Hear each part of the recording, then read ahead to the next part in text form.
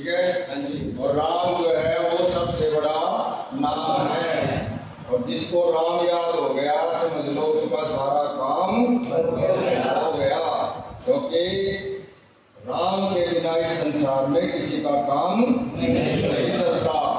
इसलिए जीवन के शुरुआत से लेकर आखिर तक जो राम को याद कर लेता है वो इस संसार से भी पार हो जाता है। और इसी प्रकार शब्दरूप है राम का। अनुवाद सीखने में और शब्दरूपों को याद करने में जब राम का रूप याद हो जाता है तो सभी के अकारांत जो पुल्लिंग है वो सब के याद हो जाते हैं। देव है, छात्र है, बालक है, अध्यापक है, बाल है, ठीक है। तो पुल्लिंग जो अकारांत शब्द है वो सभी राम की तरह चलेंगे। इसलिए एक राम के रूप को याद करने से सभी अकारांत पुल्लिंग शब्द याद हो जाएंगे।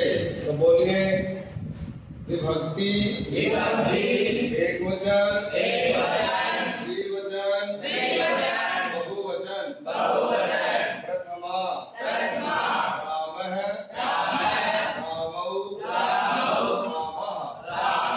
द्वितीया, रामं, रामौ, रामान्, तृतीया, रामेण, रामाभ्यां, रामई, चतुर्थी, रामाय, रामाभ्यां, रामेभ्यः, पंचमी, रामात्, रामाभ्यां, रामेभ्यः, षष्ठी, रामस्य, रामयो, रामाणां, सप्तमी, रामे, रामयो, रामेषु, संबोधन, हे राम, हे रामौ, हे रामः। और ये कारकों की विभक्ति के अनुसार राम शब्द के रूप हैं। व्याकरणिकों ने और साहित्यिकों ने, विद्वानों ने राम के रूप की सभी विभक्तियों को एक ही श्लोक में प्रयोग किया, और उस श्लोक को हम पूजा के मंत्रों में गाते हैं, बोलते हैं।